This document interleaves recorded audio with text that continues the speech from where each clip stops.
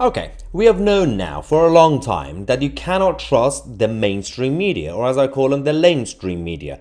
Now, the corporate world, of course, with the vested interest and money and everything else, is clouding people's judgments, including Alex Crawford, who's supposed to be one of the experienced Sky News journalists, one of the ones who's more credible.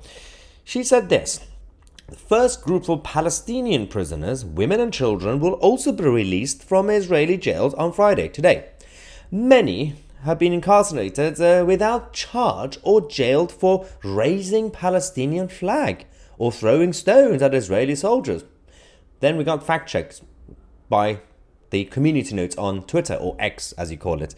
There's obviously the added context to it, saying the list of the Palestinian prisoners includes their offences. None of the prisoners are kept for raising a Palestinian flag. Why are you lying to the public? Is exactly what they do. We've already seen Kay Burley with her bias.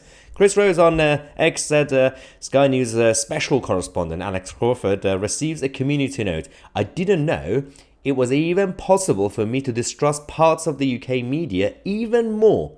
But here we are. Now, what I want from you guys in the comment section to tell me, roughly speaking, when was it that you realized, you finally woke up to the fact that the mainstream media cannot be trusted? For some people, it was probably around 2016. Some people probably around 2020, lockdown days. Some people probably 10, 15 years ago. Let me know your experience, but this continues. Last night they had this headline. In Dublin, we had obviously the protests. It turned into riots and clashes with the police after obviously the attack.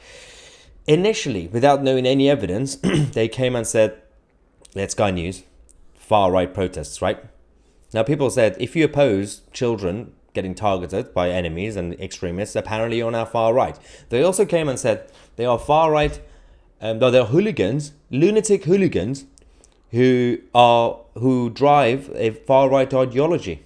So, far right, far left, center right, center left, all this stuff. There's a legitimate argument to be made when it comes to the philosophy of the intellectuality. People have the intellectual thought to be I'm this or I'm that.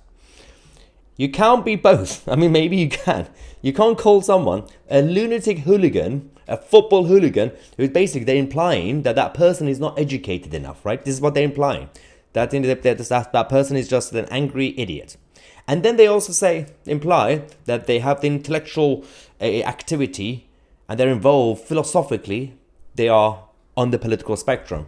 Really? You kidding me? Even Elon Musk tweeted, responded to Sky News saying, this is insane. Shame on Sky News. Absolutely, shame on Sky News, but it doesn't matter.